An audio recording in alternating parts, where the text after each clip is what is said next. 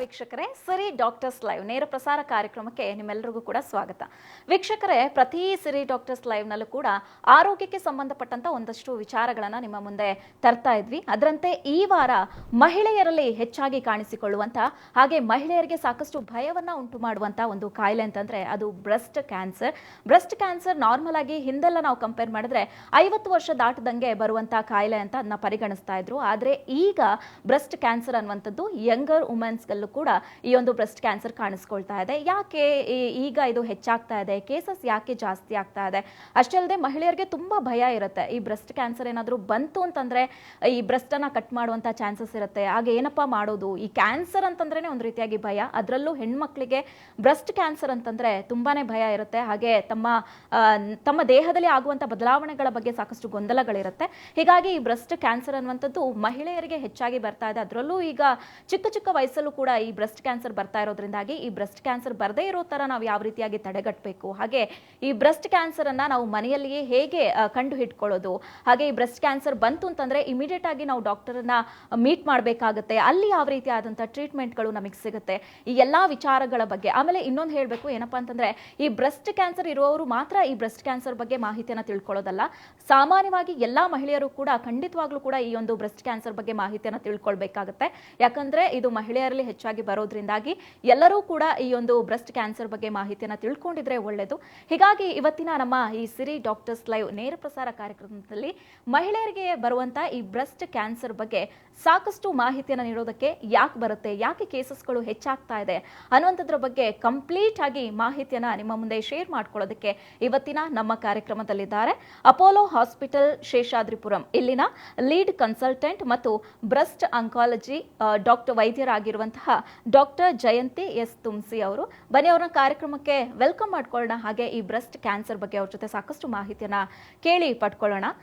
Doctor, welcome to the show. Thank you. ಹೇಗಿದ್ದೀರಾ doctor? Thank you very much. ತುಂಬಾ ಚೆನ್ನಾಗಿ ಕಾಣಿಸ್ತಾ ಇದ್ದೀರಾ ಇವತ್ತು. Thank you so much. Yes doctor, ಈಗಾಗಲೇ ನಾವು ನೋಡಿದಂತೆ ಕೇಳಿದಂತೆ ಈ ಬ್ರೆಸ್ಟ್ ಕ್ಯಾನ್ಸರ್ ಅಂದ್ರೆ ಸಾಕಷ್ಟು ಜನ ಏನೇನೋ ಅಂದ್ಕೊಂಡಿರ್ತಾರೆ.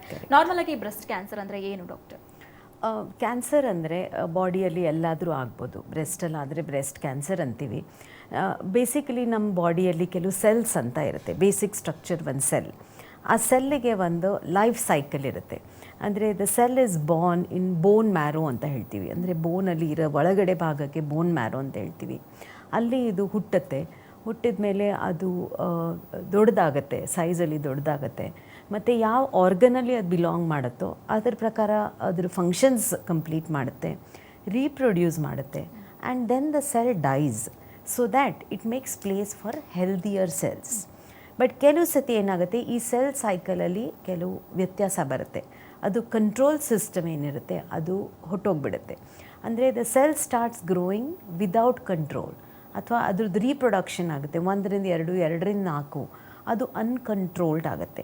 ಇದು ಆದಾಗ ಅದಕ್ಕೆ ಕ್ಯಾನ್ಸರ್ ಅಂತ ಹೇಳ್ತೀವಿ. ಈ ಸೆಲ್ ಏನಾದರೂ ಬ್ರೆಸ್ಟಲ್ಲಿದೆ ಬ್ರೆಸ್ಟ್ ಕ್ಯಾನ್ಸರ್, ಲಿವರಲ್ಲಿದ್ದರೆ ಲಿವರ್ ಕ್ಯಾನ್ಸರ್, ಹಾಗೆ ಯಾವ ಬಾಡಿ ಆರ್ಗನಲ್ಲಿರುತ್ತೋ ಆ ಥರ ಕ್ಯಾನ್ಸರ್ ಅಂತ ಹೇಳ್ತೀವಿ. ಇದು ಬದಲಾವಣೆ ಆಗೋದಕ್ಕೆ loss of control, genetic mutation ಅಂತ ಹೇಳ್ತೀವಿ. ಅದು ಹೆರಿಡಿಟರಿ ಇರ್ಬೋದು, ಅಂದರೆ from one generation to another generation pass on ಆಗೋ ಥರ ಇರ್ಬೋದು, ಅಥವಾ ವಿದೌಟ್ ಹೆರಿಡಿಟರಿ ಕೂಡ ಇರೋದು ಸಾಧ್ಯತೆ ಇರುತ್ತೆ. ಸೊಮ್ಯಾಟಿಕ್ ಅಂತ ಹೇಳ್ತೀವಿ. ಓಕೆ ಡಾಕ್ಟರ್, ಮೊದಲೆಲ್ಲ ನಾವು ನೋಡಿದ್ರೆ ಇದೊಂಥರ ಏಜ್ ಆದ್ಮೇಲೆ ಬರುವಂತ ಕಾಯಿಲೆ ಅಂತ ಹೇಳ್ತಾ ಇದ್ರು. ಆದ್ರೆ ಈಗ ಯಂಗರ್ ಏಜ್ ಅಲ್ಲೂ ಕೂಡ ಬರ್ತಾ ಇದೆ. ಯಾಕೆ ಕೇಸಸ್ಗಳು ಜಾಸ್ತಿ ಆಗ್ತಾ ಇದೆ ಅಂತ? ಸೊ ಶಾಕಿಂಗ್ಲಿ ಇಂಡಿಯಾನಲ್ಲಿ ನಂಬರ್ ಆಫ್ ಕೇಸಸ್ ಜಾಸ್ತಿ ಆಗ್ತಾ ಇದೆ. ಇಟ್ ಈಸ್ ಎಸ್ಟಿಮೇಟೆಡ್ ದಟ್ 29 ಮಹಿಳೆಯರಲ್ಲಿ ಒಬ್ಬರಿಗೆ ಲೈಫ್ ಟೈಮ್ ರಿಸ್ಕ್ ಇದೆ ಬ್ರೆಸ್ಟ್ ಕ್ಯಾನ್ಸರ್ ಆಗೋಂಥದ್ದು ನಮ್ಮ ದೇಶದಲ್ಲಿ.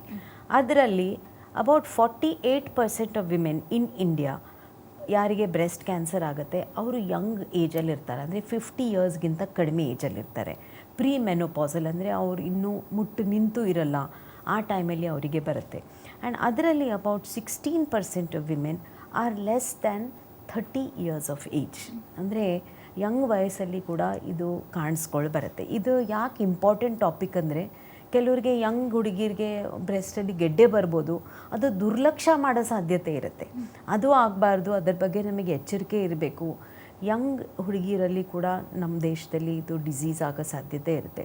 ಕೆಲವರಿಗಿನ್ನೂ ಮದುವೆ ಸಹ ಆಗಿರಲ್ವ, ಅಥವಾ ಮದುವೆ ಆಗಿ ಅವ್ರ ಫ್ಯಾಮಿಲಿ ಕೂಡ ಸ್ಟಾರ್ಟ್ ಆಗಿರಲ್ಲ, ಮಕ್ಕಳು ಆಗಿರಲ್ಲ. ಅಂಥವರಿಗೆ ಇದು ಬಂದಾಗ it effects them in multiple ways. ಒಂದಂದರೆ physically it is there, emotionally also there are lot of issues, ಮತ್ತು ಅವ್ರದ್ದು ಫರ್ಟಿಲಿಟಿ ಇಶ್ಯೂಸ್ ಎಲ್ಲ ಇರುತ್ತೆ. ಇದು ಯಾಕಾಗುತ್ತೆ ಅಂದರೆ basically I feel that it is a lifestyle related disease. ಇವಾಗ ನಾವು ಮೊದಲನೇ ಕಾಲದಲ್ಲಿ ನಾವು ಯಾವ ಥರ ಲೈಫ್ ಲೀಡ್ ಮಾಡ್ತಿದ್ವಿ, ಇವಾಗ ಹೇಗೆ ಲೀಡ್ ಮಾಡ್ತಿದ್ವಿ, ತುಂಬ ವ್ಯತ್ಯಾಸ ಇದೆ. ಒಬೇಸಿಟಿ, ಆಲ್ಕೋಹಾಲ್ ಕನ್ಸಂಪ್ಷನ್, ಸ್ಮೋಕಿಂಗ್ ಆಗಿರ್ಬೋದು. ಬ್ರೆಸ್ಟ್ ಫೀಡಿಂಗ್ ಮಾಡ್ದಿರಾ ಇರೋರಿಗೆ ಇದ್ರ ರಿಸ್ಕ್ ಜಾಸ್ತಿ. ಇವಾಗ ನಾವು ನೋಡ್ತೀವಿ ಮೊದಲ ಕಾಲದಲ್ಲಿ ತುಂಬ ಮಕ್ಕಳಿರೋರು, 3 ವರ್ಷ 2 ವರ್ಷ ಬ್ರೆಸ್ಟ್ ಫೀಡಿಂಗ್ ಮಾಡೋರು. ಇವಾಗ ಅದು ಸಾಧ್ಯ ಇರೋದಿಲ್ಲ, ಏಕೆಂದರೆ women also go to work, ಕೆಲಸಕ್ಕೆ ಹೋಗಬೇಕಾಗಿರುತ್ತೆ, ಅದು ಸಾಧ್ಯ ಆಗಲ್ಲ. ಅಥವಾ ಕೆಲವರಿಗೆ ಮದುವೆನೇ ಆಗಲ್ಲ, ಕೆಲವ್ರು ಮದುವೆ ಆಗಿ ಮಕ್ಕಳೇ ಆಗಲ್ಲ, ಮಕ್ಕಳಾದ್ರೂ ಇನ್ನು ಬ್ರೆಸ್ಟ್ ಫೀಡಿಂಗ್ ಮಾಡೋಕ್ಕಾಗಲ್ಲ, ಅಂಥವ್ರಿಗೆ ಇದ್ರದ್ದು ರಿಸ್ಕ್ ಜಾಸ್ತಿ. ಎರಡನೇದಾಗಿ ಫಸ್ಟ್ ಮಗು ಲೇಟಾಗಿ ಹುಟ್ಟಿದ್ರೆ, ಅಂದರೆ after the age of 30 years first ಮಗು ಆದರೆ ಅದು ಒಂದು ಹೈ ರಿಸ್ಕ್ ಫ್ಯಾಕ್ಟರ್. ಅದು ನಾವು ಇತ್ತೀಚೆಗೆ ನೋಡ್ತಾ ಇದ್ದೀವಿ. ಹುಡುಗಿರು ಅವ್ರದ್ದು ಕರಿಯರ್ ಗೋಲ್ಸ್ ಪರ್ಸ್ಯೂ ಮಾಡ್ತಾರೆ, ಮದುವೆ ಆಗೋದೇ ಲೇಟ್ ಆಗುತ್ತೆ, ಮತ್ತು ಆ ಮದುವೆ ಆಗೋದು ಲೇಟ್ ಆಗಿರೋದ್ರಿಂದ ಮಗು ಆಗೋದು ಲೇಟ್ ಆಗುತ್ತೆ. ಸೊ ಇವೆಲ್ಲ ಕೆಲವು ರಿಸ್ಕ್ ಫ್ಯಾಕ್ಟರ್ಸ್ ಇದೆ. ಮತ್ತು ಇದು ಪೋಸ್ಟ್ಪೋನ್ಮೆಂಟ್ ಟ್ಯಾಬ್ಲೆಟ್ಸ್ ಆಗಲಿ, oral contraceptive pills, MT pill, I pill, ಇನ್ನು ನಮ್ಮ ದೇಶದಲ್ಲಿ ಜಸ್ಟ್ ನಾವು ಫಾರ್ಮಸಿಗೆ ಹೋದರೂ ಕೊಂಡ್ಕೊಂಡ್ಬಿಡ್ಬೋದು ವಿದೌಟ್ ಪ್ರಿಸ್ಕ್ರಿಪ್ಷನ್. ಆ ಥರ ಮಾಡೋದು ಬೇಡ, ಎಚ್ಚರಿಕೆ ಇರಲಿ. ಇದರಲ್ಲಿ ಲಾಂಗ್ ಟರ್ಮ್ ಇಂಪ್ಲಿಕೇಶನ್ಸ್ ಆಗುತ್ತೆ, ಬ್ರೆಸ್ಟ್ ಕ್ಯಾನ್ಸರ್ ಇಂದ ರಿಸ್ಕ್ ಅದು. ಸೊ ಏನಾದರೂ ಆ ಥರ ಟ್ಯಾಬ್ಲೆಟ್ಸ್ ತೊಗೊಳ್ಳೇಬೇಕು ಅಂತ ಸಂದರ್ಭ ಇದ್ದರೆ ಡಾಕ್ಟ್ರ್ ಹತ್ರ ಹೋಗಿ ಅವ್ರು ನಿಮಗೆ ತಪಾಸಣೆ ಮಾಡಿ ನಿಮಗೆ ಯಾವುದು ಮೋಸ್ಟ್ ಸೂಟಬಲ್ ಆ ಥರದ್ದು ಕೊಟ್ಟ ಮೇಲೆ ಅದನ್ನು with prescription by these tablets. So ಈ ಲೈಫ್ ಸ್ಟೈಲ್ ಚೇಂಜಸ್ ಆಗಿರೋದ್ರಿಂದ, ಸಿಡೆಂಟ್ರಿ ಲೈಫ್ ಸ್ಟೈಲ್ ಅಲ್ವಾ, ಎಕ್ಸಸೈಸ್ ಇರೋದಿಲ್ಲ, ಒಬೇಸಿಟಿ ಅದು ಒಂದು ಡಿಸೀಸ್ ಹೆಂಗಸರಲ್ಲಿ, ಇದೆಲ್ಲ ಕಾರಣಗಳಿಂದ ಬ್ರೆಸ್ಟ್ ಕ್ಯಾನ್ಸರ್ ರಿಸ್ಕ್ ಜಾಸ್ತಿ ಆಗ್ತಾ ಇದೆ. ಹಾಗಾಗಿ ಯಂಗರ್ ಹೆಣ್ಮಕ್ಳಲ್ಲಿ ಕೂಡ ಇದು ಕಾಣಿಸ್ಕೊಂಬರ್ತಾ ಇದೆ. ಓಕೆ ಡಾಕ್ಟರ್, ನೀವು ಹೇಳಿದ್ರೆ ಯಂಗರ್ ಏಜಲ್ಲಿ ಜಾಸ್ತಿ ಕಾಣಿಸ್ಕೊಳ್ತಾ ಇದೆ ಇವಾಗ ಕಂಪೇರ್ ಮಾಡಿದ್ರೆ ಅಂತ. ಸೊ ಯಂಗರ್ ಏಜಲ್ಲಿ ಬರುವಂಥ ಈ ಬ್ರೆಸ್ಟ್ ಕ್ಯಾನ್ಸರ್ ಏನಾದರೂ ಡಿಫ್ರೆನ್ಸಸ್ ಇರುತ್ತಾ ಡಾಕ್ಟರ್? ಡೆಫಿನೆಟ್ಲಿ ಡಿಫ್ರೆನ್ಸ್ ಇರುತ್ತೆ. ಫಸ್ಟ್ ಆಫ್ ಆಲ್ ಇದರಲ್ಲಿ ಡಯಾಗ್ನೋಸ್ ಮಾಡೋದೇ ಕಷ್ಟ.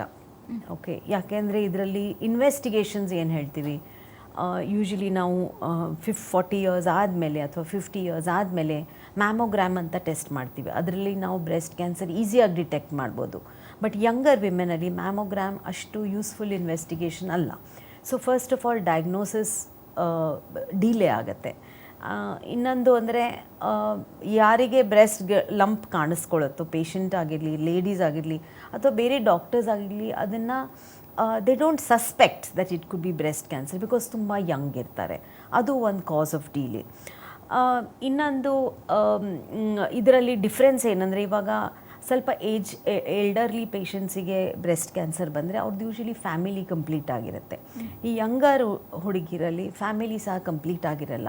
ಅವ್ರ ಫರ್ಟಿಲಿಟಿ ಆಗಲಿ, ಸೆಕ್ಷುಯಾಲಿಟಿ ಆಗಲಿ, ಅದರದ್ದು ಕೂಡ ಇಶ್ಯೂಸ್ ಬರುತ್ತೆ. ಯಾಕಂದರೆ ಕೀಮೋಥೆರಪಿ ಕೆಲವ್ರಿಗೆ ಕೊಡಬೇಕಾಗತ್ತೆ, ಕೆಲವ್ರಿಗೆ ಸರ್ಜರಿ ಕೊಡಬೇಕಾಗತ್ತೆ. ಸೊ ಯಂಗರ್ ವಿಮೆನಲ್ಲಿ not only is it a physical problem but also a psychological and a social problem. ಆಮೇಲೆ ಸಾಕಷ್ಟು ನೋಡಿದ್ವಿ ಬ್ರೆಸ್ಟ್ ಕ್ಯಾನ್ಸರ್ ಅಂತ ಅಂದಮೇಲೆ ಅವರಿಗೆ ಎಂಪ್ಲಾಯ್ಮೆಂಟ್ ಸಿಗೋದಿಲ್ಲ.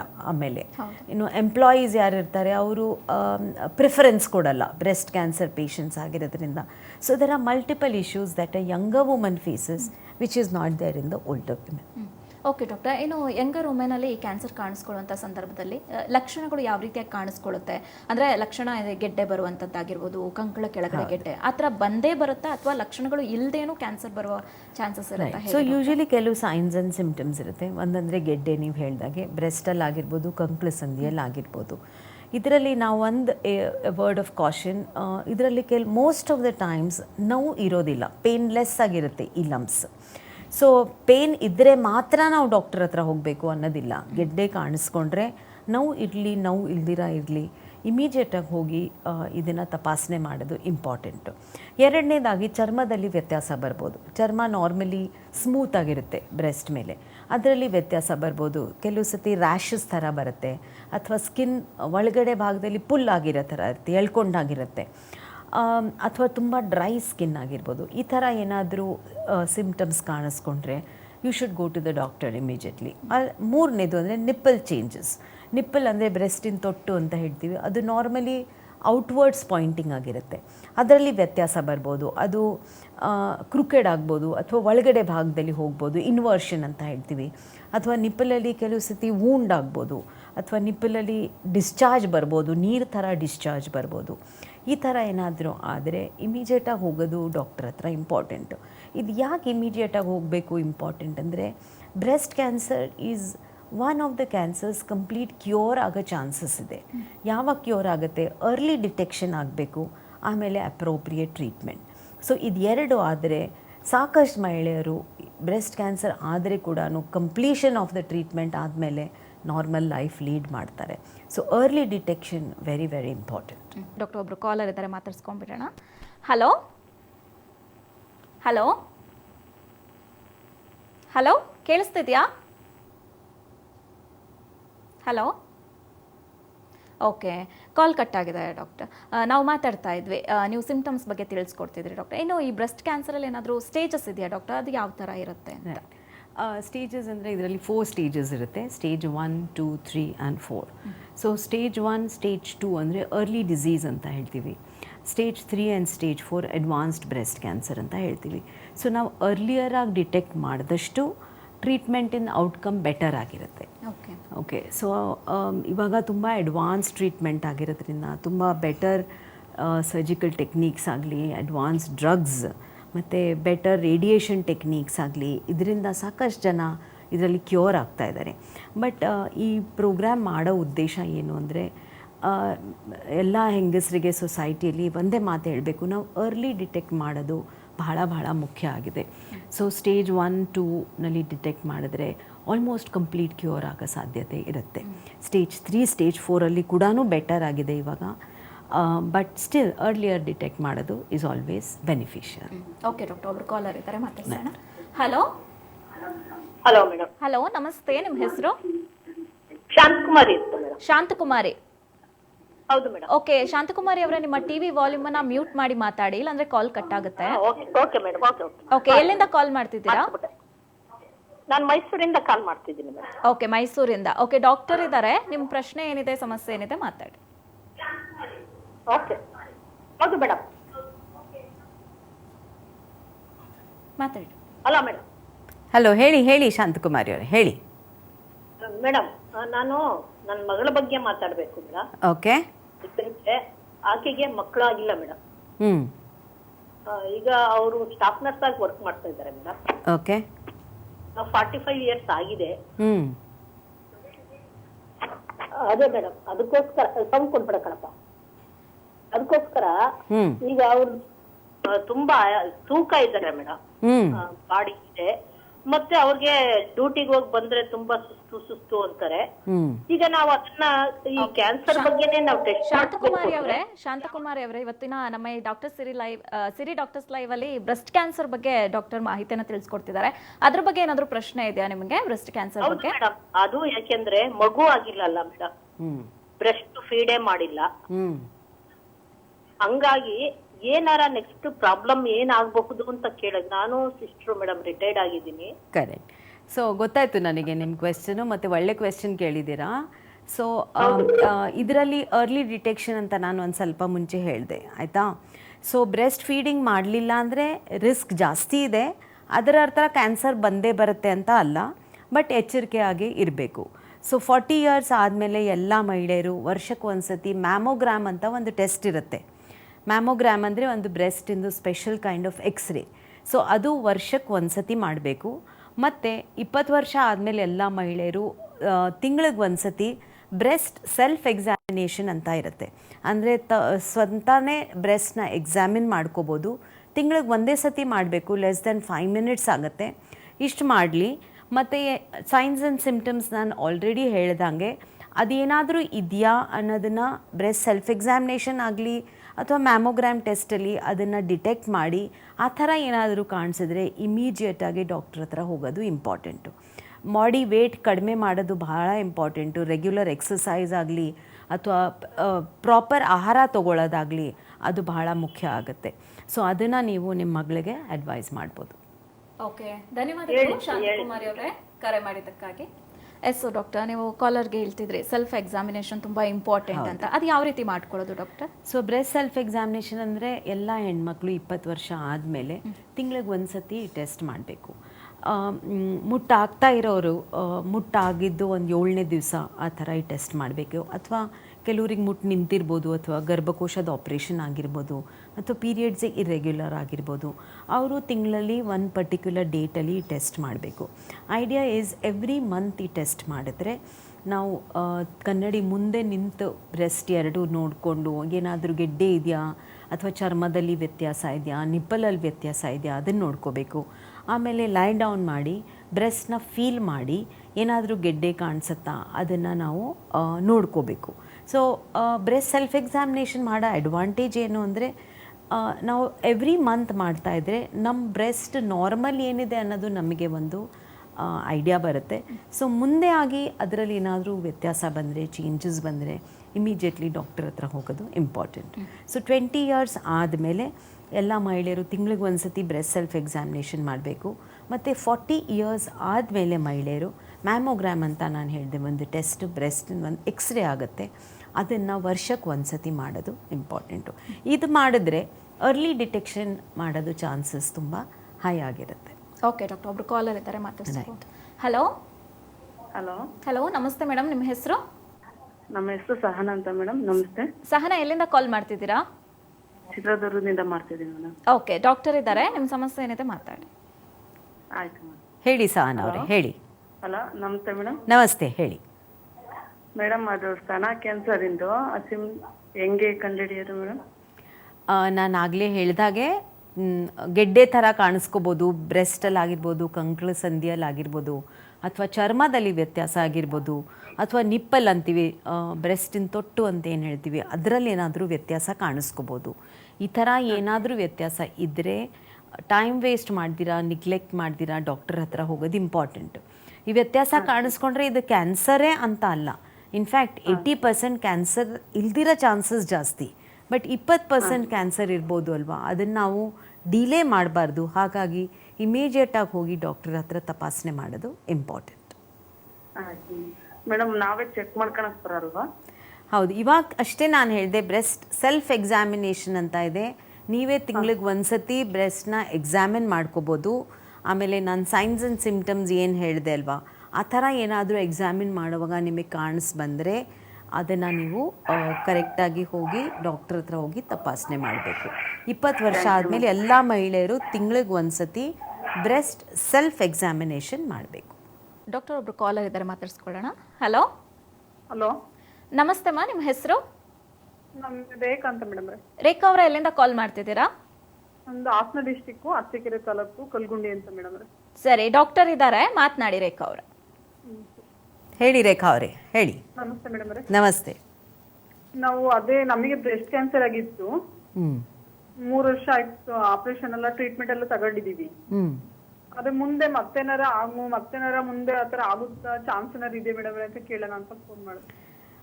ಇದು ಮತ್ತೆ ಬರುತ್ತಾ ಅನ್ನೋದಕ್ಕೆ ಯಾವ ಸ್ಟೇಜಲ್ಲಿತ್ತು, ಏನು ಟ್ರೀಟ್ಮೆಂಟ್ ತೊಗೊಂಡಿದ್ದೀರಾ ಅದು ಗೊತ್ತಾಗೋದು ಇಂಪಾರ್ಟೆಂಟು. ಮತ್ತು ಇವಾಗ ನಿಮ್ಮದು ಟ್ರೀಟ್ಮೆಂಟ್ ಮುಗ್ದಿರೋದ್ರಿಂದ ನೀವು ರೆಗ್ಯುಲರ್ ಫಾಲೋ ಅಪ್ಗೆ ಸಹ ಹೋಗಬೇಕು ಡಾಕ್ಟರ್ ಹತ್ರ. ನಿಮಗೆ ನೀವು 4 ತಿಂಗಳಿಗೆ ಒಂದ್ಸರಿ ಚೆಕಪ್ ಕೇಳ್ತಿದ್ದಾರೆ. ಹೌದು, ಅವಾಗ ವರ್ಷಕ್ಕೊಂದ್ಸರಿ ಸ್ಕ್ಯಾನಿಂಗ್ ಮಾಡಿಸ್ತಿದೀವಿ ಮೇಡಮ್. ಕರೆಕ್ಟ್ ಅದನ್ನು ಮಾಡಬೇಕು ನೀವು. ಮತ್ತು ನೀವು ರೆಗ್ಯುಲರ್ ಫಾಲೋ ಅಪ್ ಖಂಡಿತವಾಗ್ಲೂ ಮಾಡಿ. ಡಾಕ್ಟರ್ ನಿಮಗೆ ಆವಾಗ ಎಕ್ಸಾಮಿನ್ ಮಾಡ್ತಾರೆ, ಏನಾದರೂ ಮತ್ತೆ ಬಂದಿದೆಯಾ ಅನ್ನೋದನ್ನು ಡಿಟೆಕ್ಟ್ ಮಾಡ್ತಾರೆ.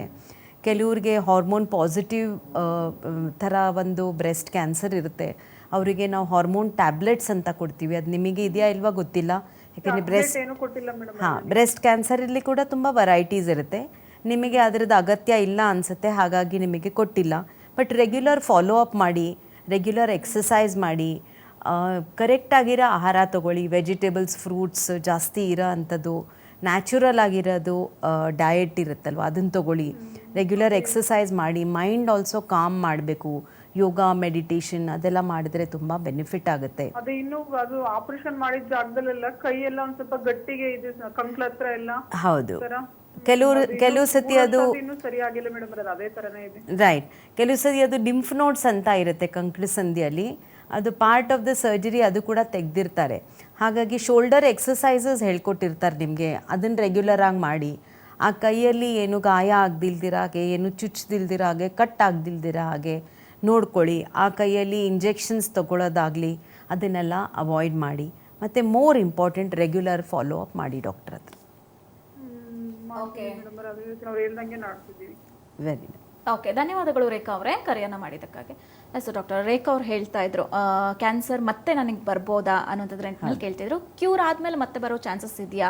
ಆಮೇಲೆ ಎಷ್ಟು ವರ್ಷ ಈ ಕ್ಯಾನ್ಸರ್ ಇರುತ್ತೆ ಡಾಕ್ಟರ್ ಒಬ್ಬ ವ್ಯಕ್ತಿಗೆ ಬಂದಂಥ ಸಂದರ್ಭದಲ್ಲಿ? ರೈಟ್. ಸೊ ಅರ್ಲಿ ಡಿಸೀಸ್ ಆದರೆ, ನಾನು ರಿಪೀಟೆಡಾಗಿ ಹೇಳ್ತಾ ಇದ್ದೀನಿ, ಅರ್ಲಿಯರಾಗಿ ನಾವು ಡಿಟೆಕ್ಟ್ ಮಾಡಿದ್ರೆ, ಆಮೇಲೆ ಕರೆಕ್ಟಾಗಿ ಎಲ್ಲ ಪ್ರಾಪರ್ ಟ್ರೀಟ್ಮೆಂಟ್ ತೊಗೊಂಡ್ರೆ ಅದು ರಿಲ್ಯಾಪ್ಸ್ ಆಗೋ ಚಾನ್ಸಸ್ ಕಡಿಮೆ ಇರುತ್ತೆ. ಬಟ್ ಇನಿಷಿಯಲಿ ಪೇಷಂಟ್ಸ್ ನಮ್ಮ ಹತ್ರ ಫಸ್ಟ್ ಟೈಮ್ ಬರೋಷ್ಟೊತ್ತಿಗೆ ಡಿಸೀಸ್ ಅಡ್ವಾನ್ಸ್ಡ್ ಆಗಿಬಿಟ್ರೆ ಆ ಟ್ರೀಟ್ಮೆಂಟಿನ ಇಫೆಕ್ಟ್ ಆಲ್ಸೋ ತುಂಬ ಕಡಿಮೆ ಆಗಿರುತ್ತೆ. ಸೊ ಅಂಥವರಿಗೆ ಅದು ಮತ್ತೆ ಬರೋ ಚಾನ್ಸಸ್ ಇರುತ್ತೆ. ಮತ್ತು ಬ್ರೆಸ್ಟ್ ಕ್ಯಾನ್ಸರಲ್ಲಿ ಕೂಡ ತುಂಬ ವೆರೈಟೀಸ್ ಇರುತ್ತೆ, ಎಲ್ಲರಿಗೂ ಸೇಮ್ ಟ್ರೀಟ್ಮೆಂಟ್ ಇರೋದಿಲ್ಲ.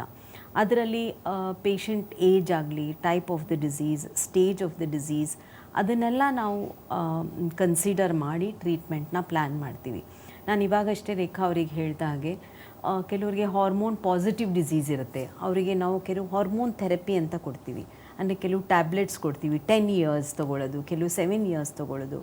ಅದರಿಂದ ನಾವು ಕ್ಯಾನ್ಸರ್ ಮತ್ತೆ ಬರದಿಲ್ದಿರೋ ಹಾಗೆ ಮಾಡ್ಬೋದು. ಸೊ ಅದು ಬರದಿಲ್ದಿರೋ ಹಾಗೇನೂ ಮಾಡೋದಕ್ಕೆ ತುಂಬ ಆಪ್ಷನ್ಸ್ ಇದೆ. ಈ ಆಪ್ಷನ್ಸ್ ಎಲ್ಲ ಅರ್ಲಿ ಡಿಟೆಕ್ಟ್ ಮಾಡಿದ್ರೆ ಇಟ್ ವಿಲ್ ಬಿ ಯೂಸ್ಫುಲ್. ಮತ್ತು ನಾನು ಹೇಳಿದಾಗೆ ರೆಗ್ಯುಲರ್ ಫಾಲೋ ಅಪ್ ಕೂಡ ಇಂಪಾರ್ಟೆಂಟ್. ಟ್ರೀಟ್ಮೆಂಟ್ ಮುಗೀತು ಎಲ್ಲ ಆಯಿತು ಆ ಥರ ಅಲ್ಲ, ರೆಗ್ಯುಲರ್ ಫಾಲೋ ಅಪ್ ಹೋಗಬೇಕಾಗತ್ತೆ. ಎಸ್ ಡಾಕ್ಟರ್, ಇನ್ನು ನಾವು ನೋಡ್ತಾ ಇದ್ವಿ, ನೀವು ಹೇಳ್ದಂಗೆ ಮದುವೆ ಆಗದೇ ಇರೋರಲ್ಲೂ ಕೂಡ ಫಸ್ಟ್ಗೆ ಈ ಕ್ಯಾನ್ಸರ್ ಕಾಣಿಸ್ಕೊಂಡಿರುತ್ತೆ ಅಂತ. ಅವರು ಮದುವೆ ಆಗ್ಬೋದಾ ಅಥವಾ ನಾವು ನೆಕ್ಸ್ಟು ಪ್ರೆಗ್ನೆಂಟ್ ಆಗ್ಬೋದಾ, ಬ್ರೆಸ್ಟ್ ಫೀಡ್ ಮಾಡ್ಬೋದಾ ಅನ್ನೋಂಥ ಸಾಕಷ್ಟು ಗೊಂದಲದಲ್ಲಿರ್ತಾರೆ. ಏನು ಮಾಡ್ಬೋದು ಡಾಕ್ಟರ್, ಏನು ಸೊಲ್ಯೂಷನ್ಸ್ ಇದೆ ಇದಕ್ಕೆ ಅಂತ?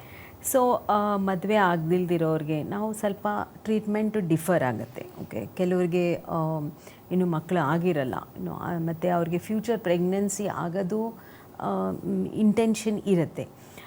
ಅಂಥವ್ರಿಗೆ ನಾವೇನು ಮಾಡ್ತೀವಿ, ಯೂಶ್ವಲಿ ಕೀಮೋಥೆರಪಿ ಎಲ್ಲ ಕೊಟ್ಟ ಮೇಲೆ ಫರ್ಟಿಲಿಟಿ ಅಂತ ಏನು ಹೇಳ್ತೀವಿ ಅದು ಸ್ವಲ್ಪ ರಿಡ್ಯೂಸ್ ಆಗುತ್ತೆ. ಟ್ರೀಟ್ಮೆಂಟ್ ಮುಗಿದ್ಮೇಲೆ ನ್ಯಾಚುರಲಿ ಕೂಡ ಪ್ರೆಗ್ನೆನ್ಸಿ ಆಗ್ಬೋದು, ಬಟ್ ಸ್ವಲ್ಪ ಅದರದ್ದು ಚಾನ್ಸಸ್ ಕಡಿಮೆ ಆಗುತ್ತೆ. ಸೊ ಅಂಥ ಯಂಗ್ ಲೇಡೀಸ್ಗೆ ನಾವು ಫರ್ಟಿಲಿಟಿ ಪ್ರೆಸರ್ವೇಷನ್ ಅಂತ ಮಾಡ್ತೀವಿ. ಅಂದರೆ ಅವ್ರದ್ದು ಎಗ್ಸ್ ಆಗಿರಲಿ ಅಥವಾ ಎಂಬ್ರಿಯೋಸ್ ಆಗಿರಲಿ, ಕೀಮೋಥೆರಪಿ ಸ್ಟಾರ್ಟ್ ಮಾಡೋ ಮುಂಚೆನೇ ನಾವು ಅದನ್ನು ತೆಗೆದು ಫ್ರೀಸ್ ಮಾಡಿರ್ತೀವಿ. ಸೊ ಫ್ರೀಸ್ ಮಾಡಿರೋದ್ರಿಂದ that can be preserved for very very long time. Treatment ಮುಗಿದ ಮೇಲೆ ಅವ್ರಿಗೇನಾದರೂ ನ್ಯಾಚುರಲ್ ಪ್ರೆಗ್ನೆನ್ಸಿ ಆಗಲಿಲ್ಲ ಅಂದರೆ ಈ ಫ್ರೋಝನ್ ಎಗ್ಸ್ನ ಯೂಸ್ ಮಾಡಿಬಿಟ್ಟು ಅವ್ರಿಗೆ ಪ್ರೆಗ್ನೆನ್ಸಿ ಆಗೋದು ಮುಂದೆ ಒಂದು ಆಪ್ಷನ್ ಇರುತ್ತೆ.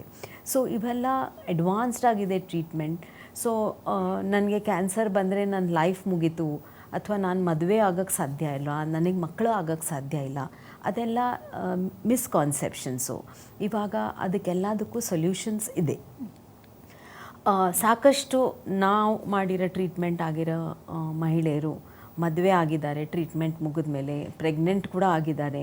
ಕೆಲವರಿಗೆ ಒಂದು ಮಗು ಆದಮೇಲೆ ಬ್ರೆಸ್ಟ್ ಕ್ಯಾನ್ಸರ್ ಡಿಟೆಕ್ಟ್ ಆಯಿತು ಮತ್ತು ಅವರಿಗೆ ಸೆಕೆಂಡ್ ಬೇಬಿ ಕೂಡ ಆಗಿದೆ. ಸೊ ಇವೆಲ್ಲ ಸಕ್ಸಸ್ ಸ್ಟೋರೀಸ್ ಇದೆ. ಸೊ ಡೆಫಿನೆಟ್ಲಿ ಹೋಪ್ ಇದೆ. ಸೈನ್ಸ್ ಹ್ಯಾಸ್ ತುಂಬ ರಿಸರ್ಚ್ ಆಗಿರೋದ್ರಿಂದ, ಸೈನ್ಸ್ ತುಂಬ ಫಾರ್ವರ್ಡ್ ಆಗಿರೋದ್ರಿಂದ ಸಾಕಷ್ಟು ಜನ ಕಂಪ್ಲೀಟ್ ಕ್ಯೂರ್ ಆಗಿ ನಾರ್ಮಲ್ ಲೈಫ್ ಲೀಡ್ ಮಾಡೋ ಅಂಥದ್ದು ಇವಾಗ ಒಂದು ಸಿಚುವೇಶನ್ ಇದೆ. ಕ್ಯಾನ್ಸರ್ ಅಂದರೆ ಭಯ ಬೇಡ, ಬಟ್ ಅದಕ್ಕೆ ಇವಾಗ ಸೊಲ್ಯೂಷನ್ ಇದೆ, ಅದ್ರ ಬಗ್ಗೆ ಫೇತ್ ಇರಲಿ. ಓಕೆ ಡಾಕ್ಟ್ರೆ, ನೀವು ಹೇಳ್ದಂಗೆ ಭಯ ಬೇಡ ಅಂತ ಹೇಳಿದ್ರಿ. ತುಂಬ ಜನ ಇವಾಗ ತುಂಬ ಹೆದರ್ಕೊಂಡು ಅಯ್ಯೋ ಕ್ಯಾನ್ಸರ್ ಬಂದರೆ ಲೈಫೇ ಹೋಯ್ತು ಮುಗ್ದೋಯ್ತು ಅನ್ನೋ ನಿಟ್ಟಿನಲ್ಲಿ ಒಂದು ಚೆಕಪ್ ಕೂಡ ಮಾಡಿಸ್ಕೊಳ್ಳೋದಕ್ಕೆ ಮುಂದೆ ಬರೋದಿಲ್ಲ. ಅದಾದಮೇಲೆ ತುಂಬ ಸೀರಿಯಸ್ ಆಗಿ ಮಾಡಿಸ್ಕೊಳ್ತಾರೆ. ಇದ್ರ ಬಗ್ಗೆ ಕೂಡ ಮಾತಾಡೋಣ ಡಾಕ್ಟರ್. ಎಸ್ ಡಾಕ್ಟರ್, ಈಗಾಗಲೇ ಹೇಳ್ದಂಗೆ ತುಂಬ ಜನ ಸಂಕೋಚ, ಭಯ, ಹೆಚ್ಚಾಗಿ ಭಯ. ಬ್ರೆಸ್ಟ್ ಕ್ಯಾನ್ಸರ್ ಅಂತಂದರೆ ಯಾರು ಏನು ಅಂದ್ಕೊಳ್ತಾರೋ, ನಮ್ಮ ಬಾಡಿಲಿ ಏನು ಚೇಂಜಸ್ ಆಗುತ್ತೋ, ಅದರಲ್ಲೂ ಹೆಚ್ಚಿನ ಭಯ ಅಂತಂದರೆ ಈ ಬ್ರೆಸ್ಟನ್ನು ತೆಗೆದು ಬಿಡ್ತಾರೆ ಅನ್ನುವಂಥದ್ದು ಮಹಿಳೆಯರಲ್ಲಿ ತುಂಬ ಭಯ ಇದ್ದೇ ಇರುತ್ತೆ. ಈ ಬ್ರೆಸ್ಟ್ ತೆಗೆಯೋದು ಯಾವ ಒಂದು ಟೈಪಲ್ಲಿ, ಹಾಗೆ ಯಾಕೆ ಭಯ ಯಾಕೆ ಪಡ್ಕೊಳ್ಬಾರ್ದು ಅನ್ನೋಂಥದ್ರ ಬಗ್ಗೆ ಏನು ಹೇಳ್ತೀರಾ ಡಾಕ್ಟರ್? ಸೊ ನನ್ನ ಎಕ್ಸ್ಪೀರಿಯನ್ಸಲ್ಲಿ ನೋಡಿದಾಗೆ ತುಂಬ ಹೆಂಗಸರಿಗೆ ಇದ್ರ ಬಗ್ಗೆ ಹೇಳ್ಕೊಳ್ಳೋಕ್ಕೆ ಸಂಕೋಚ ಪಡ್ತಾರೆ. ಅವ್ರ ಫ್ಯಾಮಿಲಿ ಮೆಂಬರ್ಸ್ ಕೂಡ ಅವ್ರ ಜೊತೆ ಶೇರ್ ಮಾಡೋದಿಲ್ಲ. ಅದು ಒಂದು ಕಾಸ್ ಡಿಲೇ ಡಯಾಗ್ನೋಸಿಸ್ ಆಗೋದಕ್ಕೆ. ಬ್ರೆಸ್ಟ್ ಅಂದರೆ ಒಂದು ಬೇರೆ ಆರ್ಗನ್ ಥರನೇ ಇನ್ನೊಂದು ಆರ್ಗನ್ನು ಅಲ್ವಾ, ಅದರಲ್ಲಿ ವ್ಯತ್ಯಾಸ ಬರ್ಬೋದು. ಅಥವಾ ನಾವೇನು ಕ್ರೈಮ್ ಕಮಿಟ್ ಮಾಡಿ ನಮಗೆ ಈ ಡಿಸೀಸ್ ಬರುತ್ತೆ ಅಂತ ಅಲ್ಲ, ಬೈ ಚಾನ್ಸ್ ಬರುತ್ತೆ. ಸೊ ಯಾಕೆ ಭಯ ಪಡಬೇಕು? ಮತ್ತು ಸೊಲ್ಯೂಷನ್ ಇದೆ ಅಂತ ಗೊತ್ತಿದ ಮೇಲೆ ಯಾಕೆ ನಾವು ಭಯ ಪಡಬೇಕು ಅಲ್ವಾ? ಸೊ ಇದ್ರ ಬಗ್ಗೆ ಸಂಕೋಚ ಬೇಡ. ಎಲ್ಲ ಹೆಂಗಸ್ರಿಗೂ ನಾನು ಇದೇ ಒಂದು ಮೆಸೇಜ್ ಕೊಡೋದು, ಏನಾದರೂ ಅದರಲ್ಲಿ ವ್ಯತ್ಯಾಸ ಕಾಣಿಸಿದ್ರೆ ಸಂಕೋಚ ಪಡ್ದಿರಾ, ಮುಜುಗರ ಪಡ್ದಿರಾ ಡಾಕ್ಟರ್ ಹತ್ರ ಹೋಗಿ ಇದ್ರ ಬಗ್ಗೆ ಶೇರ್ ಮಾಡಿ. ಬೇರೆ ಲೇಡೀಸ್ ಜೊತೆನೂ ನಿಮ್ಮದು ಎಕ್ಸ್ಪೀರಿಯನ್ಸಸ್ ಶೇರ್ ಮಾಡಿ, ಅದು ಭಾಳ ಮುಖ್ಯ ಇದೆ. ನಮ್ಮಲ್ಲಿ ಒಂದು ಬ್ರೆಸ್ಟ್ ಕ್ಯಾನ್ಸರ್ ಸರ್ವೈವರ್ಸ್ ಗ್ರೂಪ್ ಅಂತಲೇ ಬಂದಿದೆ. ಅಂದರೆ ನಮ್ಮಲ್ಲಿ ಟ್ರೀಟ್ಮೆಂಟ್ ತೊಗೊಂಡು ಇವಾಗ ನಾರ್ಮಲ್ ಲೈಫ್ ಲೀಡ್ ಮಾಡ್ತಿರೋವ್ರದ್ದೇ ಒಂದು ಗ್ರೂಪ್ ಇದು. ಇವ್ರದ್ದು ಏನು ಅಂದರೆ ಅವೇರ್ನೆಸ್ ಸ್ಪ್ರೆಡ್ ಮಾಡೋದೇ ಇವ್ರದ್ದು ಒಂದು ಮೋಟಿವ್. ಮತ್ತು ಹೊಸ ಪೇಷಂಟ್ ಯಾರಾದರೂ ನಮ್ಮ ಹತ್ರ ಬಂದರೆ ಅವರಿಗೆ ನಾವು ಇವ್ರ ಸರ್ವೈವರ್ಸ್ ಜೊತೆ ಕನೆಕ್ಟ್ ಮಾಡಿ ಕೊಡ್ತೀವಿ. ಮತ್ತು ಅವ್ರಿಗೆ ಅವ್ರದ್ದೆಲ್ಲ ಎಕ್ಸ್ಪೀರಿಯನ್ಸಸ್ ಎಲ್ಲ ಹೇಳಿದ ಮೇಲೆ ಇವ್ರು ನಾರ್ಮಲ್ ಲೈಫ್ ಲೀಡ್ ಮಾಡ್ತಿದ್ದಾರೆ ಅಂತ ಅವರಿಗೆ ಒಂದು ರಿಯಾಲಿಟಿ ಒಂದು ಬರುತ್ತೆ. And that gives them lot of confidence to take the treatment. So ಸಾಕಷ್ಟು ಜನ ಟ್ರೀಟ್ ಆಗಿದ್ದಾರೆ, ನಾರ್ಮಲ್ ಲೈಫ್ ಲೀಡ್ ಮಾಡ್ತಿದ್ದಾರೆ. ಈ ಆಪರ್ಚುನಿಟಿ ನಾನು ಯಾವ ಲೇಡಿ ಕೂಡ ಮಿಸ್ ಮಾಡಬಾರ್ದು. ಸಂಕೋಚ ಪಡ್ದಿರಾ, ಭಯ ಪಡ್ದಿರಾ ಇದನ್ನು ನಾವು ಟ್ರೀಟ್ ಮಾಡ್ಬೋದು. ಇನ್ನೊಂದು ಡಿಲೇ ಆಗೋದಕ್ಕೆ ಕಾಸ್ ಅಂದರೆ ಈ ಹೆಣ್ಮಕ್ಳಲ್ಲಿ ಬ್ರೆಸ್ಟ್ ಕ್ಯಾನ್ಸರ್ ಬಂತು ಅಂದರೆ ನಾನು ಬ್ರೆಸ್ಟ್ ತೆಗೆದುಬಿಡ್ತಾರೆ. ಸ್ಪೆಷಲಿ ತುಂಬ ಯಂಗ್ ಆಗಿರೋರಿಗೆ ಅದು ಒಂದು ಸೈಕಾಲಜಿಕಲಿ ನನ್ನ ಹೆಣ್ಣುತನ ಹೋಗಿಬಿಡುತ್ತೆ, ಫೆಮಿನಿಟಿ ಹೋಗಿಬಿಡುತ್ತೆ ಅನ್ನೋದು ಒಂದು ಕನ್ಸರ್ನ್ ಇರುತ್ತೆ. So I would like to tell all the women who are seeing this program that breast cancer ಅಂದರೆ ಬ್ರೆಸ್ಟೇ ತೆಗಿತೀವಿ ಅನ್ನೋದು ಇಲ್ಲ.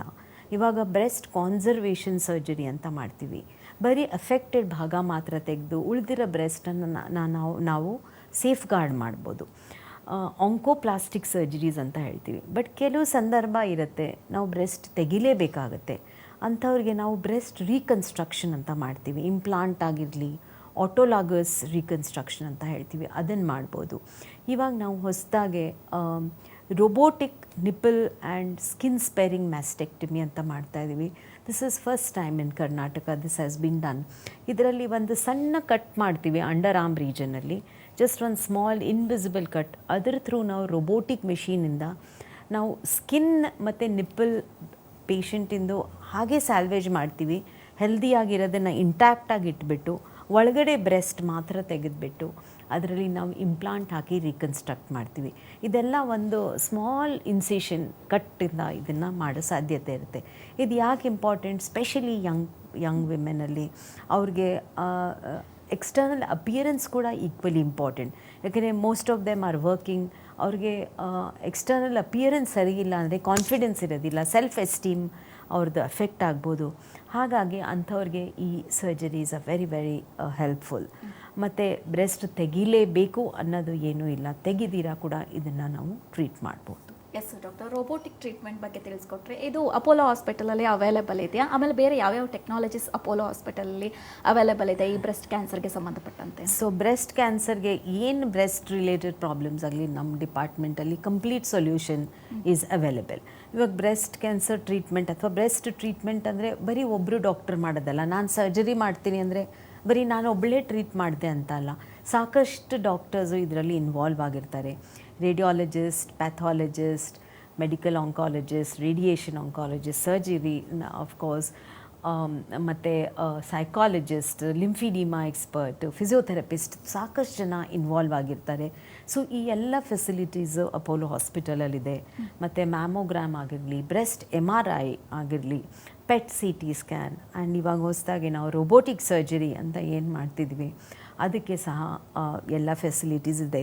So it's a one stop solution for all breast related problems. ಇದು ಸ್ಪ್ರೆಡ್ ಆಗುತ್ತೆ ಡಾಕ್ಟರ್ ಬ್ರೆಸ್ಟ್ ಕ್ಯಾನ್ಸರ್? ಕ್ಯಾನ್ಸರಿಂದು ಅದರದ್ದು ಲಕ್ಷಣವೇ ಹಾಗೆ, spread ಆಗೋ ಅಂಥ ಡಿಸೀಸ್ ಅದು.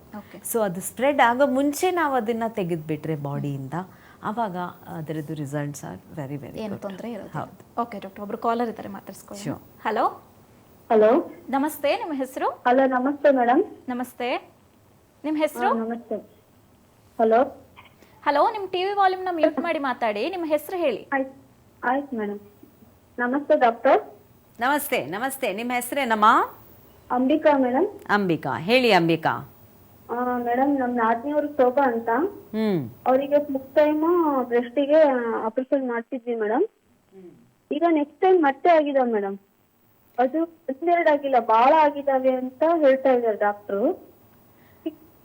ಆಗಿದೆ ಅಂತ ಹೇಳ್ತಿದ್ದಾರೆ. ಅದಕ್ಕೆ ಸರ್ಜರಿ ಮಾಡಲ್ವಾ ಅವರು? ಏನು ಡಯಾಗ್ನೋಸಿಸ್ ಆಗಿದೆ ಅವ್ರದ್ದು? ಡಯಾಗ್ನೋಸಿಸ್ ಹೇಳಲಿಲ್ಲ ನೀವು.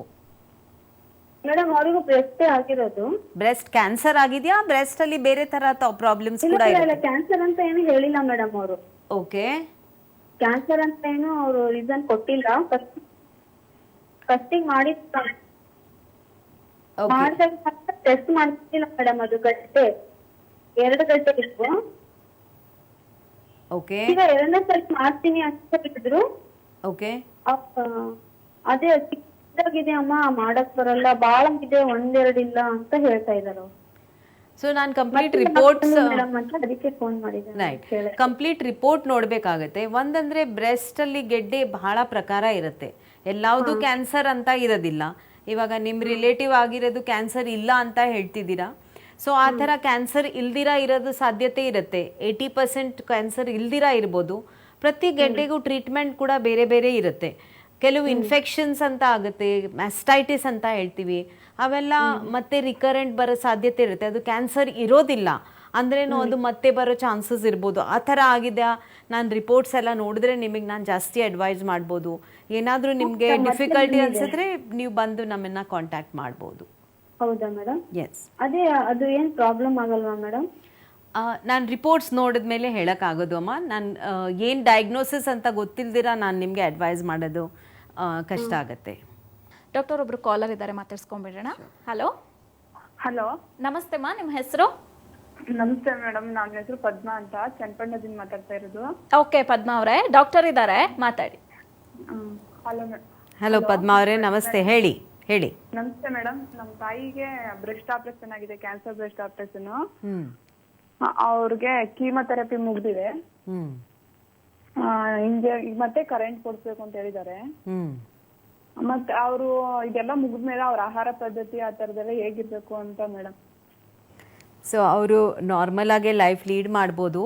ನಾನು ಇದಕ್ಕೆ ಮುಂಚೆ ಹೇಳ್ದ ಹಾಗೆ ಆಹಾರ, ಪೌಷ್ಟಿಕವಾಗಿರೋ ಆಹಾರ ಮತ್ತು ನ್ಯಾಚುರಲ್ ಫುಡ್, ವೆಜಿಟೇಬಲ್ಸ್ ಆಗಲಿ, ಫ್ರೂಟ್ಸ್ ಆಗಲಿ ಜಾಸ್ತಿ ತೊಗೋಬೇಕು. ಈ ರೆಡಿ ಟು ಈಟ್ ಆಗಲಿ, ಫಾಸ್ಟ್ ಫುಡ್ ಅಂಥದ್ದೆಲ್ಲ ಅವಾಯ್ಡ್ ಮಾಡಲಿ. ತುಂಬ ಫ್ಯಾಟಿ ಅಥವಾ ತುಂಬ ಶುಗರ್ ಅದು ಬೇಡ. ಬ್ಯಾಲೆನ್ಸ್ಡ್ ಆಗಿರೋದು ಡಯಟ್ ಮತ್ತು ಪೌಷ್ಟಿಕವಾಗಿರೋ ಆಹಾರ ತೊಗೊಳ್ಳೋದು ಇಂಪಾರ್ಟೆಂಟ್. ಆಹಾರ ಬಹಳ ಇಂಪಾರ್ಟೆಂಟ್ ಆಗಿರುತ್ತೆ. ಒಂದಂದರೆ ನಮ್ಮ ಇಮ್ಯುನಿಟಿ ಬಿಲ್ಡ್ ಮಾಡುತ್ತೆ. ಮತ್ತು ಕೀಮೊಥೆರಪಿ ಎಲ್ಲ ತೊಗೊಂಡಿರೋದ್ರಿಂದ ಅದರಿಂದ ರಿಕವರ್ ಕೂಡ ಬೇಗ ಆಗ್ಬೋದು ಕರೆಕ್ಟಾಗಿರೋ ಆಹಾರ ತೊಗೊಳ್ಳೋದ್ರಿಂದ. ಮತ್ತು ಎರಡನೇದಾಗಿ ರೆಗ್ಯುಲರ್ ಎಕ್ಸಸೈಸ್, ಅದು ಇಂಪಾರ್ಟೆಂಟ್. ಅಂದರೆ ಒಬೇಸಿಟಿ ಆಗಬಾರ್ದು, ಮೈ ತೂಕ ಜಾಸ್ತಿ ಆಗದಿಲ್ದಿರ ಹಾಗೆ ನೋಡ್ಕೊಳ್ಬೇಕು. ಅಂಥವ್ರಿಗೆ ಇದು ಕಾಯಿಲೆ ಮತ್ತೆ ಬರೋದು ರಿಸ್ಕ್ ಕೂಡ ಕಡಿಮೆ ಆಗುತ್ತೆ ರೆಗ್ಯುಲರ್ ಎಕ್ಸಸೈಸ್ ಮಾಡಿದ್ರೆ. ರೆಗ್ಯುಲರ್ ಎಕ್ಸಸೈಸ್ ಅಂದರೆ ಏನು, ತುಂಬ ದುಡ್ಡು ಖರ್ಚು ಮಾಡಿ ಜಿಮ್ಗೆ ಹೋಗಬೇಕು ಅಂಥದ್ದೇನಿಲ್ಲ. ಬರೀ ವಾಕಿಂಗ್ ಮಾಡಿದ್ರೆ ಕೂಡ ತುಂಬ ಅದು ಹೆಲ್ಪ್ಫುಲ್ ಆಗುತ್ತೆ. 1 hour ರೆಗ್ಯುಲರ್ ಎಕ್ಸಸೈಸ್ ವಾಕಿಂಗ್ ಮಾಡೋದ್ರಿಂದ ಅದು ತುಂಬ ಅವರಿಗೆ ಬೆನಿಫಿಟ್ ಆಗುತ್ತೆ. ರೆಗ್ಯುಲರ್ ಫಾಲೋ ಅಪ್ ಮಾಡಲಿ ಡಾಕ್ಟರ್ ಹತ್ರ ಹೋಗಿ. ಮತ್ತು ಮೈಂಡ್ ಕೂಡ ಕಾಮ್ ಆಗಿರೋದು ತುಂಬ ಇಂಪಾರ್ಟೆಂಟ್ ಆಗಿದೆ. ಸೊ ಇದನ್ನು ಕೋಪ ಮಾಡ್ಕೋತಾರೆ ಮೇಡಮ್ ಅವರು. ಈ ಟ್ರೀಟ್ಮೆಂಟ್ ತಗೊಳ್ತಲೇ ತುಂಬಾ ಕೋಪ, ಯಾವ್ದಕ್ಕಾದ್ರೂ ಬೇಗ ರೈಸ್ ಆಗೋಯ್ತಾರೆ. ಸೊ ಅವರಿಗೆ ನಿಮ್ಮದು ಫ್ಯಾಮಿಲಿ ಸಪೋರ್ಟ್ ಕೂಡ ತುಂಬ ಇಂಪಾರ್ಟೆಂಟ್ ಇದೆ. ಯಾಕಂದರೆ ಈ ಟ್ರೀಟ್ಮೆಂಟ್ ತೊಗೊಳ್ಳೋವಾಗ ಸ್ವಲ್ಪ ಇಮೋಷ್ನಲಿ ಕೂಡ ಡಿಸ್ಟರ್ಬ್ ಆಗ್ತಾರೆ ಕೆಲವ್ರಿಗೂ. ಅವ್ರಿಗೆ ನಿಮ್ಮ ಸಪೋರ್ಟ್ ಕೂಡ ಬಹಳ ಇಂಪಾರ್ಟೆಂಟ್ ಆಗಿರುತ್ತೆ. ಮತ್ತೆ ಅವ್ರ ಮಕ್ಳುಗಳು 3 ಜನ ನಾವ್ ಅವ್ರಿಗೆ ಹೆಣ್ಮಕ್ಳೇನೆ ಮೇಡಮ್. ಅವ್ರ ಮಕ್ಳುಗಳು ಜೀನ್ಸ್ ಮೇಲೆ ಬಂದ್ಬಿಡುತ್ತೆ ಅಂತ ಹೇಳ್ತಾರಲ್ಲ, ಅದು ಸ್ವಲ್ಪ ಭಯ ಮೇಡಮ್. ಅದಕ್ಕೆ ಹೌದು, ತುಂಬ ಒಳ್ಳೆ ಕ್ವೆಶ್ಚನ್ ಕೇಳಿದ್ದೀರಾ. ಒಬ್ಬರು ಮಹಿಳೆಗೆ ಇದು ಬಂದರೆ ಅವ್ರ ಮಕ್ಕಳಿಗೂ ಬರುತ್ತಾ ಅನ್ನೋದು ಒಂದು ತುಂಬ ಇಂಪಾರ್ಟೆಂಟ್ ಕ್ವೆಶ್ಚನ್. ಅದ್ರ ಬಗ್ಗೆ ಡೆಫಿನೆಟ್ಲಿ ನೀವು ಕೇಳ್ತಾ ಇರಿ ಪ್ರೋಗ್ರಾಮ್, ಅದ್ರ ಬಗ್ಗೆ ನಾವು ಮಾತಾಡ್ತೀವಿ, ಇನ್ನೂ ಮಾಹಿತಿ ಕೊಡ್ತೀವಿ. ಎಸ್, ನೀವು ಕೇಳ್ದಂಗೆ ಹೆರಿಡಿಟ್ರಿ ಬಗ್ಗೆ ಕೂಡ ವೈದ್ಯರು ಈಗ ಮಾಹಿತಿನ ತಿಳಿಸ್ಕೊಡ್ತಾರೆ. ಕಾರ್ಯಕ್ರಮವನ್ನು ನೋಡಿ ಹಾಗೆ ಧನ್ಯವಾದಗಳು ಕರೆಯನ್ನ ಮಾಡಿದ್ದಕ್ಕೆ. ಎಸ್ ಡಾಕ್ಟರ್, ಕಾಲರ್ ತಿಳಿಸ್ಕೊಡ್ತಾ ಇದ್ರು ಅಮ್ಮಂಗಿದೆ ನಮಗೂ ಬರುವಂತ ಚಾನ್ಸಸ್ ಇದೆಯಾ, ನಾವು 3 ಜನ ಹೆಣ್ಮಕ್ಳೇ ಇರೋದ್ರಿಂದ ಈ ಫ್ಯಾಮಿಲಿ ಹಿಸ್ಟ್ರಿ ಹೆರಿಡಿಟ್ರಿಯಿಂದ ಬರೋ ಚಾನ್ಸಸ್ ಎಷ್ಟಿರುತ್ತೆ doctor? So about 5 to 10% of breast cancer ನಾವೇನು ಹೇಳ್ತೀವಿ ಅದು ಹೆರಿಡಿಟರಿ ಆಗೋದು ಸಾಧ್ಯತೆ ಇರುತ್ತೆ. ಅಂದರೆ ಒಂದು 100 ಜನಕ್ಕೆ ಬ್ರೆಸ್ಟ್ ಕ್ಯಾನ್ಸರ್ ಬಂದರೆ 5 ಅಥವಾ 10 ಜನಕ್ಕೆ ಅದು ವಂಶ ಪಾರಂಪರಿಕವಾಗಿ ಬರೋ ಅಂಥದ್ದು ಒಂದು ಕಾಯಿಲೆ ಆಗಿರ್ಬೋದು. ನನಗೆ ಬಂದಿದೆ ನನ್ನ ಮಕ್ಳಿಗೆ ಬರುತ್ತಾ ಅನ್ನೋದು ಒಂದು ಭಯ ಸಹಜಿಕ, ಅದು that is very common and it's very relevant also. So ಇದು ಏನಾದರೂ ಹೆರಿಡಿಟರಿ ಇದೆಯಾ ಇಲ್ವಾ ಅಂತ ನೋಡೋದಕ್ಕೆ ಇವಾಗ ಒಂದು ಸಿಂಪಲ್ ಬ್ಲಡ್ ಟೆಸ್ಟ್ ಮಾಡ್ತೀವಿ ನಾವು. ಬ್ಲಡ್ ಟೆಸ್ಟ್ ಅಂದರೆ ಅದು ಒಂದು ಜೆನೆಟಿಕ್ ಟೆಸ್ಟ್ ಮಾಡ್ತೀವಿ. ಅದರಿಂದ ನಾವು ಏನಾದರೂ ಈ ಅಬ್ನಾರ್ಮಲ್ ಜೀನ್ ಅಂತ ನಾನು ಫಸ್ಟ್ ಸ್ಟಾರ್ಟಿಂಗಲ್ಲಿ ಹೇಳಿದಾಗ ಅದೇನಾದರೂ ಇನ್ಹೆರಿಟ್ ಆಗಿದೆಯಾ, ನಮ್ಮ ಪೇರೆಂಟ್ಸಿಂದ ಆಗಿರ್ಬೋದು, ಅದೇನಾದರೂ ನಾವು ತಂದೆ ಕಡೆಯಿಂದನೂ ಬರ್ಬೋದು ತಾಯಿ ಕಡೆಯಿಂದನೂ ಬರ್ಬೋದು, ಅದೇನಾದರೂ ಇನ್ಹೆರಿಟ್ ಆಗಿದೆಯಾ ಅನ್ನೋದು ನಾವು ಇದರಿಂದ ಈ ಟೆಸ್ಟಿಂದ ಡಿಟೆಕ್ಟ್ ಮಾಡ್ಬೋದು. ಅದೇನಾದರೂ ಹೆರಿಡಿಟರಿ ಇದೆ ಅಂತ ಬಂದರೆ ಅದಕ್ಕೆ ನಾವು ಕೆಲವು ಟ್ಯಾಬ್ಲೆಟ್ಸ್ ಕೊಡ್ತೀವಿ ರಿಸ್ಕ್ ರಿಡ್ಯೂಸ್ ಮಾಡೋಕ್ಕೆ, ಅಥವಾ ಅದು ರಿಸ್ಕ್ ರಿಡಕ್ಷನ್ ಸರ್ಜರೀಸ್ ಮಾಡ್ತೀವಿ, ಅಥವಾ ಅವರು ಫಾಲೋ ಅಪ್ ಹೇಗೆ ಬರಬೇಕು ಅದನ್ನು ನಾವು ತಿಳಿಸ್ಕೊಡ್ತೀವಿ. ಸೊ ಯಾರಿಗೆ ಇದು ಸ್ಟ್ರಾಂಗ್ ಫ್ಯಾಮಿಲಿ ಹಿಸ್ಟ್ರಿ ಇದೆಯೋ ಅಂಥವರು ಡೆಫಿನೆಟ್ಲಿ ಬಂದು ಈ ಜೆನೆಟಿಕ್ ಟೆಸ್ಟ್ ಬಗ್ಗೆ ತಿಳ್ಕೊಳ್ಳಿ, ಅದರ ಬಗ್ಗೆ ಡಾಕ್ಟರ್ ಹತ್ರ ಹೋಗಿ ಕೇಳಿ, ಮತ್ತು ಅದು ನೀವು ಎಲಿಜಿಬಲ್ ಇದ್ದರೆ ಆ ಟೆಸ್ಟ್ ಕೂಡ ಮಾಡಿ. ಈ ಟೆಸ್ಟ್ ಅರ್ಲಿಯರ್ ಆಗಿ ಇಂಡಿಯಾನಲ್ಲಿ ಆಗ್ತಿರಲಿಲ್ಲ, ಅಥವಾ ಮತ್ತು ತುಂಬ ಎಕ್ಸ್ಪೆನ್ಸಿವ್ ಕೂಡ ಆಗಿರೋದು. ಇವಾಗ ತುಂಬ ಅಫೋರ್ಡೆಬಲ್ ಆಗಿದೆ. ಸಾಕಷ್ಟು labs are there within India. In ಬ್ಯಾಂಗ್ಳೂರಲ್ಲೇ ಸಹ ಇದೆ ತುಂಬ ಲ್ಯಾಬ್ಸು. ಅದರಿಂದ ನಾವು ಇದನ್ನು ಡಿಟೆಕ್ಟ್ ಮಾಡ್ಬೋದು. ಓಕೆ ಡಾಕ್ಟರ್, ಲಾಸ್ಟ್ ಮಿನಿಟ್ ಇರೋದ್ರಿಂದ ನೋಡ್ತಾ ಇರುವಂಥ ವೀಕ್ಷಕರಿಗೆ ಅವೇರ್ನೆಸ್ ಬಗ್ಗೆ ಆಗಿರ್ಬೋದು, ಹಾಗೆ ನಾವು ಕೇಳ್ಪಡ್ತಾ ಇದ್ವಿ ಬ್ರೆಸ್ಟ್ ಕ್ಯಾನ್ಸರ್ ಕ್ಯಾಂಪ್ಗಳು ನಡೀತೆ ಅಂತ, ಅದ್ರ ಬಗ್ಗೆ ಇನ್ಫಾರ್ಮೇಷನ್ ಕೊಡೋದಾದ್ರೆ ಡಾಕ್ಟರ್? ಸೊ ಬ್ರೆಸ್ಟ್ ಕ್ಯಾನ್ಸರ್ ಬಗ್ಗೆ ಫಸ್ಟ್ ಆಫ್ ಆಲ್ ಭಯ ಬೇಡ. ಇದು ಒಂದು ಕ್ಯೂರೇಬಲ್ ಕ್ಯಾನ್ಸರ್. ಅರ್ಲಿ ಡಿಟೆಕ್ಟ್ ಮಾಡಬೇಕು, ಅಪ್ರೋಪ್ರಿಯೇಟ್ ಟ್ರೀಟ್ಮೆಂಟ್ ತೊಗೊಂಡ್ರೆ ಕಂಪ್ಲೀಟಾಗಿ ಕ್ಯೂರ್ ಆಗಿ ನಾರ್ಮಲ್ ಲೈಫ್ ಲೀಡ್ ಮಾಡೋ ಅಂಥದ್ದು ಕ್ಯಾನ್ಸರ್ ಇದು. ಅರ್ಲಿ ಡಿಟೆಕ್ಷನ್ ಹೇಗೆ ಮಾಡಬೇಕು ಅಂದರೆ ನಾನು ಮೊದಲೇ ಹೇಳಿದಾಗ 20 years ಆದಮೇಲೆ breast self examination once in a month ಮಾಡಬೇಕು. ಮತ್ತು 40 yearsಗಿಂತ ಹೆಚ್ಚಾಗಿರೋ ಮಹಿಳೆಯರು ಅವರು ವರ್ಷಕ್ಕೆ ಒಂದು ಸತಿ ಮ್ಯಾಮೋಗ್ರಾಮ್ ಮಾಡೋದು ತುಂಬ ಇಂಪಾರ್ಟೆಂಟ್. ನಿಮ್ಮ ಹೆಲ್ತ್ ನಿಮ್ಮ ಕೈಯಲ್ಲಿದೆ, ಅದು ನೀವು ನೋಡ್ಕೊಳ್ಬೇಕು. ಬ್ರೆಸ್ಟ್ ಫೀಡಿಂಗ್ ಮಾಡಿ ಎಲ್ಲ ಹೆಣ್ಮಕ್ಳು, ಯಂಗಾಗಿರೋ ಹೆಣ್ಮಕ್ಳಿಗೆ ನಾನು ಅಡ್ವೈಸ್ ಕೊಡೋದು ಮಿನಿಮಮ್ 1 year ಬ್ರೆಸ್ಟ್ ಫೀಡ್ ಮಾಡಿ, ತೂಕ ಬಾಡಿ ವೇಟ್ ಅಡಿಕ್ವೇಟಾಗಿ ಇಟ್ಕೊಳ್ಳಿ, ರೆಗ್ಯುಲರ್ ಎಕ್ಸಸೈಸ್ ಮಾಡಬೇಕು, ಪ್ರಾಪರ್ ನ್ಯೂಟ್ರಿಷಿಯಸ್ ಫುಡ್ ತಿನ್ನಬೇಕು.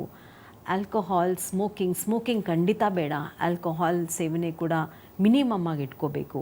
ಮತ್ತು ಇದ್ರ ಬಗ್ಗೆ ಅವೇರ್ನೆಸ್ ಇಟ್ಕೊಳ್ಳಿ, ಇದ್ರ ಬಗ್ಗೆ ಮಾತಾಡೋಕ್ಕೆ ಸಂಕೋಚ ಪಡಬೇಡಿ. ಹೆಲ್ಪ್ ಯಾವಾಗಲೂ ಅವೈಲೇಬಲ್ ಇದೆ, ಡಾಕ್ಟರ್ಸ್ ನಿಮಗೆ ಅವೈಲೇಬಲ್ ಇರ್ತಾರೆ. ಏನು ನಿಮಗೆ ಡೌಟ್ ಇದ್ದರೆ ಕೂಡ feel free to talk and ask. Yes doctor, ಈ ಬ್ರೆಸ್ಟ್ ಕ್ಯಾನ್ಸರ್ ಅಂತಂದ್ರೆ ಒಂದು ರೀತಿಯಾಗಿ ಮಹಿಳೆಯರಿಗೆ ಅದ್ರ ಬಗ್ಗೆ ತಿಳ್ಕೊಳ್ಬೇಕು, ಅದ್ರ ಬಗ್ಗೆ ಭಯ ಇರುತ್ತೆ ಅಂತ ಒಂದು ಟಾಪಿಕನ್ನು ಇವತ್ತು ನಮ್ಮ ಸಿರಿ ಡಾಕ್ಟರ್ಸ್ ಲೈವಲ್ಲಿ ತುಂಬ ಬ್ಯೂಟಿಫುಲ್ ಆಗಿ ಎಕ್ಸ್ಪ್ಲೈನ್ ಮಾಡಿದ್ರಿ. ಕೇಳ್ತಾ ಇದ್ರೆ ಕೇಳ್ತಾನೆ ಇರಬೇಕು ಅಂತ ಅನ್ನಿಸ್ತು. ಅಷ್ಟೇ ಅಲ್ಲದೆ ಏನಾದರೂ ಇದ್ರ ಬಗ್ಗೆ ಯಾಕೆ ನಾವು ಭಯ ಪಡಬಾರ್ದು ಅನ್ನೋಂಥದ್ರ ಬಗ್ಗೆ ಕೂಡ ತುಂಬ ನೀಟಾಗಿ ನಮಗೆ ತಿಳಿಸ್ಕೊಟ್ಟಿದ್ದೀರಾ. ಇಷ್ಟೊತ್ತು ನಮ್ಮ ಜೊತೆ ಟೈಮ್ ಸ್ಪೆಂಡ್ ಮಾಡಿದ್ದಕ್ಕೆ, ವೀಕ್ಷಕರ ಜೊತೆ ಕನೆಕ್ಟ್ ಆಗಿದ್ದಕ್ಕೆ ತುಂಬ ಧನ್ಯವಾದಗಳು. And thank you so much ಇಷ್ಟೊತ್ತು. Thank you very much. Yes ವೀಕ್ಷಕರೇ, ವೈದ್ಯರು ತಿಳಿಸ್ಕೊಡ್ತಾ ಇದ್ರು ಈ ಬ್ರೆಸ್ಟ್ ಕ್ಯಾನ್ಸರ್ ಬರದೇ ಇರೋ ರೀತಿಯಲ್ಲಿ ನಾವು ಯಾವ ರೀತಿಯಾಗಿರಬೇಕಾಗುತ್ತೆ, ಬಂದ ನಂತರದಲ್ಲಿ ನಾವು ಯಾವ ರೀತಿಯಾಗಿರಬೇಕು, ಮೇಯ್ನ್ ಆಗಿ ನಮ್ಮ ಲೈಫ್ ಸ್ಟೈಲನ್ನು ನಾವು ಬದಲಾವಣೆ ಮಾಡಿಕೊಂಡ್ರೆ, ಹೆಲ್ದಿಯಾಗಿ ಇಟ್ಕೊಂಡ್ರೆ, ಹೆಲ್ದಿ ಡಯಟನ್ನು ಫಾಲೋ ಮಾಡ್ತಾ ಇದ್ರೆ, ಹೆಲ್ದಿಯಾಗಿ ಜೀವನವನ್ನು ನಾವು ನಡೆಸ್ತಾ ಹೋದರೆ ಬರೀ ಬ್ರೆಸ್ಟ್ ಕ್ಯಾನ್ಸರಿಂದ ಅಲ್ಲ ಎಲ್ಲ ಆರೋಗ್ಯ ಸಮಸ್ಯೆಯಿಂದಲೂ ಕೂಡ ನಾವು ಪಾರಾಗಬಹುದು ಅನ್ನುವಂಥದ್ದನ್ನೇ ಎಲ್ಲ ವೈದ್ಯರು ಕೂಡ ಹೇಳುವಂಥದ್ದು. ಸೊ ಇದನ್ನು ನಿಮ್ಮ ಗಮನದಲ್ಲಿ ಇಟ್ಕೊಳ್ಳಿ. ಹಾಗೆ ಬ್ರೆಸ್ಟ್ ಕ್ಯಾನ್ಸರ್ ಬಂದವರು ಯಾರು ಕೂಡ ಭಯ ಪಡಬೇಡಿ, ಇದಕ್ಕೆ ಕ್ಯೂರೇಬಲ್ ಆಗಿರೋದ್ರಿಂದ ಇದಕ್ಕೆ ಒಳ್ಳೆ ಟೆಕ್ನಾಲಜಿ ಇರುವಂಥ ಟ್ರೀಟ್ಮೆಂಟ್ಗಳು ಕೂಡ ಸಿಗುತ್ತೆ. ಇನ್ನು ವೈದ್ಯರು ಅಪೋಲೋ ಹಾಸ್ಪಿಟಲಲ್ಲಿ ಇರೋದ್ರಿಂದ ನೀವು ವೈದ್ಯರನ್ನ ನೇರವಾಗಿ ಮೀಟ್ ಮಾಡಬೇಕು ಅಂತಂದ್ರೆ ಅಪೋಲೋ ಹಾಸ್ಪಿಟಲಲ್ಲಿ ಜಯಂತಿ ಮೇಡಮ್ ಅವ್ರದ್ದು ಅಪಾಯಿಂಟ್ಮೆಂಟ್ನ ತೆಗೆದುಕೊಂಡು ನೀವು ಅವರನ್ನ ಭೇಟಿ ಕೂಡ ಮಾಡಬಹುದು. ಹಾಗೆ ಇಷ್ಟೊತ್ತು ಕಾರ್ಯಕ್ರಮವನ್ನು ವೀಕ್ಷಿಸಿದಂತ ನಿಮ್ಮೆಲ್ಲರಿಗೂ ಕೂಡ ಧನ್ಯವಾದಗಳು. ಮುಂದಿನ ಸಂಚಿಕೆಯಲ್ಲಿ ಮತ್ತೊಂದು ಟಾಪಿಕ್ ಜೊತೆ ನಿಮ್ಮ ಮುಂದೆ ಬರ್ತೀವಿ. ಧನ್ಯವಾದಗಳು.